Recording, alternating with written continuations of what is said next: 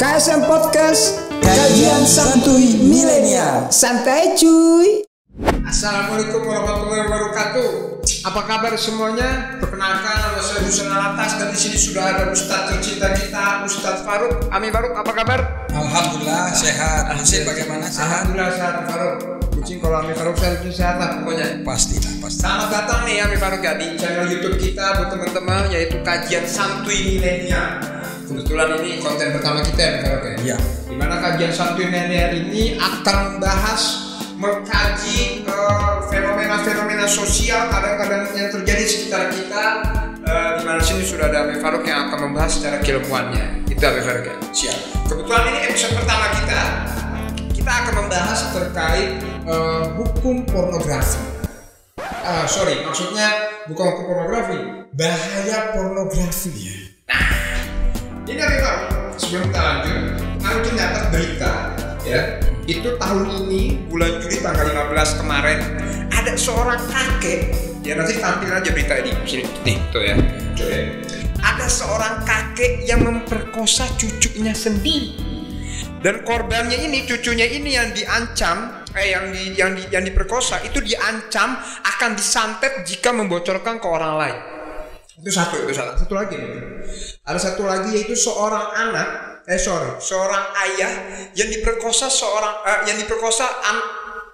ayah yang memperkosa anak kandungnya. Dilakukan 3 kali saat istri tidak ada di rumah. Ini kacau banget Ami Faruk. Artinya ya satu kakek memperkosa cucunya, ya kan darah daging juga loh, sedarah juga kan maksudnya. Dan katanya kalau kabarnya yang untuk masalah kakek yang tadi, kakek perkosa cucunya itu, ini berita dari Tribun News ya, yang kakek dari perkosa cucunya sendiri itu cucunya itu dari dia SD sampai berumur 15 tahun, artinya dari SD sampai SMP itu sudah berkali-kali diperkosa. Yang ayah perkosa anaknya itu sebelum diperkosa, anaknya itu dicekokin minuman keras dulu ya, sampai akhirnya mabuk baru disetujui. Ini kan artinya ada banyak sekali kejadian-kejadian yang ini kan contoh satu dari sekian banyak yang terjadi karena adanya pornografi itu sendiri. Nah, ini makanya Ucin mau tanya nih sama Ami Faruk yang lebih paham. Sebelum sampai kita lanjut ke pembahasan topik itu tadi, pembahasan berita tadi, sebenarnya pandangan pornografi sendiri itu seperti apa sih Ami Faruk? Dari Ami Faruk sendiri ya? Ini bismillahirrahmanirrahim, memang kita sedih ya kalau kita mendengar kasus-kasus seperti abuse atau kejahatan seksual yang terjadi di tengah masyarakat kita. Itu memang kita sedih, hancur hati kita. Bagaimana kalau kita memiliki keluarga yang menjadi korban? Itu dia. Ini sangat menyedihkan.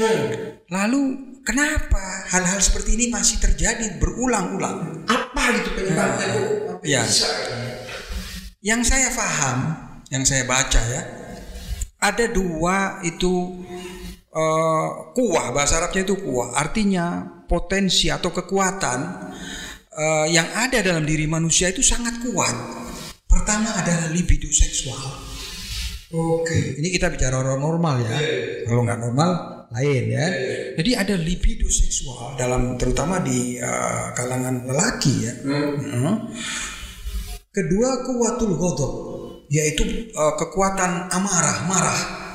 Libido seksual satu, kedua marah. Makanya si kakek tadi itu bisa melakukan itu karena dia punya libido yang kuat. Dan marah juga kan? Kalau dibuatnya disantet. Nah, ini mistis. 2 kekuatan ini berjalan. Ada di dalam diri seorang kakek ini. Akhirnya dia sudah gelap mata karena libidonya sudah memuncak. Si cucu pun menjadi korban. Dan ini bisa terjadi pada siapapun, bahkan pada seorang yang ilmunya banyak, agamanya banyak, seorang entah siapalah, kiai atau apa, itu bisa saja terjadi. Kita nggak perlu heran. Kenapa? Karena libido ini sangat kuat. Dan ada di setiap manusia. Ada dalam diri manusia. Dan libido ini karena pemberian Allah. Jadi Allah tidak ada yang salah. Kita memiliki, ini diberi oleh Allah Tetapi bagaimana supaya kita kendalikan, supaya hidup kita aman? Berarti libido ini kan diberikan Allah. Berarti ada manfaatnya sebenarnya. Sangat banyak. Kita ada ini, keberadaan kita ini karena adanya libido itu. Oke. Iya kan? Manusia lahir, generasi terus berjalan itu karena ada kekuatan libido tadi itu. Kalau nggak ada libido punah ini manusia. Tidak berkembang biak, ya kan? Makanya libido ini disalurkan dengan koridor yang benar, dengan nikah. Oke. Rasul mengatakan an-nikahu sunnati, katanya. Nikah itu sunnati. Faman raghiba an sunnati falaysa minni. Barang siapa yang berpaling, tidak mau menikah misalkan, itu bukan dari umatku, kata Rasul. Saking pentingnya nikah itu. Nikah. Iya benar. Husin sudah menikah belum? Bukan, pacarnya belum. Pacar belum ya? Kita bahas itu nanti aja. Iya, oke. Nah, berarti pornografi sendiri adalah bentuk dari penyalahgunaan nafsu tadi, libido tadi itu. Iya. Jadi begini ceritanya ya. Itu asal pornografi ini ada sejak zaman prasejarah. Udah lah, bukan baru-baru ini. Itu buktinya di seperti pahatan-pahatan, seperti prasasti-prasasti di gua-gua itu dipahat oleh prasejarah orang-orang purba dulu itu melihat ada wanita telanjang yang menonjolkan tubuh manusia yang telanjang. Itu sejak dulu ada. Tapi itu bukan karena mereka nggak punya pakaian baru, tapi memang mereka kecenderungan libido itu tadi. Berarti hampir manusia purba udah porno sudah ada. Mendarah daging gitu berarti. Iya, mendarah daging sudah. Iya. Nah, kemudian pada tahun 1953 itu Amerika mencoba memulai industrialisasi ya pornografi karena memang menghasilkan duit banyak sampai kalau seluruh dunia itu sampai kalau $90 miliar. 90 maksudnya pendapatan Amerika sendiri mungkin kurang lebih $20 miliar. 20 miliar dolar untuk Amerika sendiri. Dan itu ribuan anak-anak wanita yang dilibatkan dalam proses pembuatan film porno. Terus dan di Indonesia itu pernah diterbitkan cuma hanya satu edisi saja karena kemudian di demo itu ada majalah Playboy. Saya harus ya. Akhirnya tidak lanjut di Indonesia karena di sini mayoritas Muslim. Mayoritas Muslim, mereka tidak suka dengan hal-hal dan mungkin beberapa agama lain juga ada yang mendukung penolakan majalah ini. Pasti saya kira semua agama samawi, agama yang lain itu tidak mendukung pornografi. Iya. Karena merusak mental. Bicara pornografi merusak, apanya yang merusak?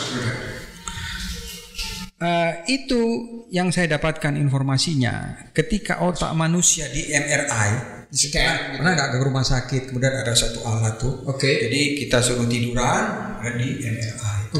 Nah orang yang addicted dengan pornografi itu kelihatan otaknya itu sama dengan orang addicted dengan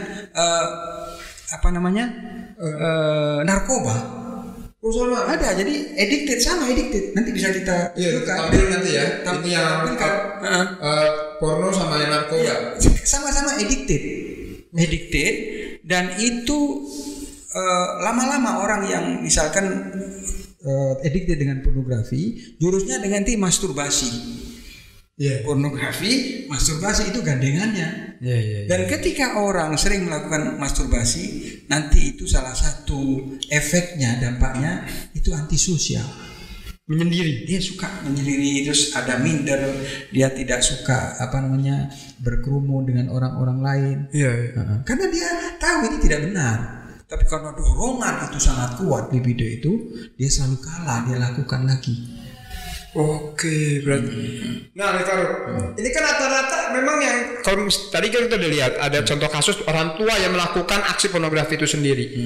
Nah, tapi ternyata banyak juga anak muda, Ya adalah kawan-kawan kita misalkan. Nah, Farouk ada ini nggak kira-kira kiat atau pesan yang bisa disampaikan ke mereka? Bagaimana cara supaya kita ini tidak menjadi pelaku pornografi atau bahkan korban pornografi itu sendiri? Ya salah satu kiatnya ya untuk anak-anak remaja, anak-anak muda itu jangan sering-sering sendirian. Jangan Sendirian. Kalau tidur, kalau bisa jangan sendirian. Ada kawannya, ada saudaranya di situ.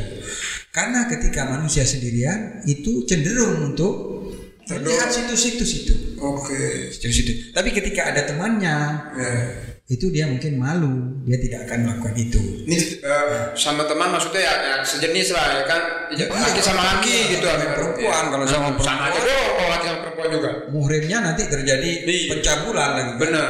Maksud saya saudara, ya kan, atau teman yang sejenis, ya kan, teman yang sejenis atau apalah, jangan sendirian kalau bisa, ya kan. Satu kiatnya. Yang kedua, perbanyak melakukan aktivitas fisik. Nah, jogging. Kenapa tuh memang? Ya, ketika kita melakukan aktivitas fisik, pikiran kita itu nggak terlalu banyak, ya kan? Kita karena fisik, kita berjogging atau sepak bola, kita fokus main sepak bola. Nggak kemana-mana jadi pikirannya, nggak dikerjain pikiran banyak. Jadi orang nganggur itu bahayanya apa? Kita akan dikerjain pikiran kita, dikerjain. Sehingga kita bisa melakukan apa? Melihat situs-situs pornografi atau hal-hal yang tidak berfaedah yang membahayakan. Kalau yang memiliki kegiatan positif itu sangat bagus. Kita yang kasih kerjaan ke pikiran, pada pikiran. Jadi sebelum dikerjain oleh pikiran, kita perbanyak aktivitas itu. Apapun itu. Tapi kalau itu kan tadi pesan-pesan untuk teman-teman semua. Terakhir ada nggak sih ayat Quran atau hadis Rasul atau bahkan kisah di zaman Rasul yang terkait pornografi ini gitu ya, bisa kita jadi pegangan gitu, Farouk? Sebenarnya ayat ini bukan tentang pornografi ya. Tapi ayat ini memberi nasihat kepada kita, kepada orang mukmin yang laki-laki dan juga perempuan, bagaimana ketika mata kita itu terpandang kepada orang yang selain muhrim. Itu ada di surat Nur ayat 30. Surat Nur ayat 30. Itu ayatnya berbunyi demikian. Wakul, katakan, kata Allah kepada Nabi Muhammad, lil mu'minin, katakan kepada orang mukmin untuk apa? Yaghuddu absarihim. Itu.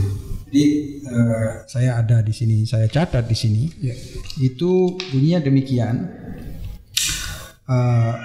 Kullil mu'minin, katakan ya Muhammad kepada orang-orang beriman, orang laki-laki ya, yahuddu min absarihim, untuk mengurangi pandangannya ketika melihat wanita atau cewek yang cantik di pasar atau di mana, itu hendaklah kurangi. Jadi kalau dalam kosakata bahasa Arab yahuddu itu artinya kurangi pandangan, bukan memejamkan mata, bukan. Kalau memejamkan mata itu ghammada yughammidu. Orang pakar bahasa Arab itu mengerti. Jadi yaghuddu min absarin, kurangi pandangannya. Jadi contohnya begini, kalau misalkan saya tanya sama Husin, jam berapa sekarang Husin? Jam 3. Jam 3 ya. Padahal jamnya Husin itu ada tanggalnya juga. Kemudian saya tanya, tadi tanggal berapa? Wah, kan Husin nggak fokus ke tanggal kan? Itu jamnya doang. Ke jamnya doang. Begitu juga maksudnya ini, yaghuddu min absarihim itu ketika matamu di pasar memandang perempuan yang masya Allah aduhai cantik, ya kan? Kamu jangan terus memandang gitu kan, dari rambut sampai ke kaki, jempolnya kamu lihat. Ini luar biasa. Itu yang nggak boleh. Bukan berarti ketika bukan ketika kita melihat langsung kita pejamkan mata, bahaya, kita bisa jatuh. Kan? Jadi itu, jadi itu perintah bukan hanya untuk lelaki, untuk cewek juga, lil mu'minat. Cewek berarti ini berlaku nih. Iya berlaku, karena boleh jadi orang laki-laki badannya atletis, handsome kayak Ucin ya, handsome, orang memandang musim berlebihan, itu nggak bagus, nggak boleh. Jangan ya. Haram hukumnya, haram justru. Iya. Dosa berarti. Maksudnya melihat pertama nggak apa-apa, tapi kalau terus-terusan, sampai wah ini pakai bajunya, itu nanti setan masuk ke sarang hayalan kita, pulang kita berkhayal, waduh, jadi sudah. Akhirnya kita lihat situs pornografi, kemudian naudzubillah bermasturbasi. Ini yang efek yang karena mata ini pintu. Saya kira kalau kita bahas panjang ini nggak selesai. Insya Allah ketemu lagi di konten berikutnya. Kayaknya ini bisa 2-3 konten lagi kita bahas pornografi. Memang ini tema yang sangat luar biasa, penting dan menarik. Iya benar. Baiklah kalau gitu Ami Farouk, terima kasih Ami Farouk atas wejangannya, atas kajian sudah kita bahas tadi.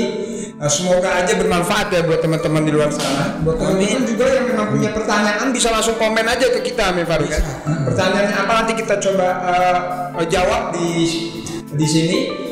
Sekaligus misalkan ada request bahas ini dong, silakan aja gitu Ami. Iya, siap. Jangan lupa juga like, subscribe, share sama komen. Mau nanya apa atau emang kesan-kesannya apa di Kajian Santuy Milenial KSM Podcast. Bertemu lagi sama kita di konten-konten berikutnya Ami Farouk ya. Kalau itu kita tutup dulu. Saya Husain Alatas dan Ami Farouk. Terima kasih banyak. Wassalamualaikum warahmatullahi wabarakatuh. KSM Podcast, kajian santuy milenial. Santai cuy.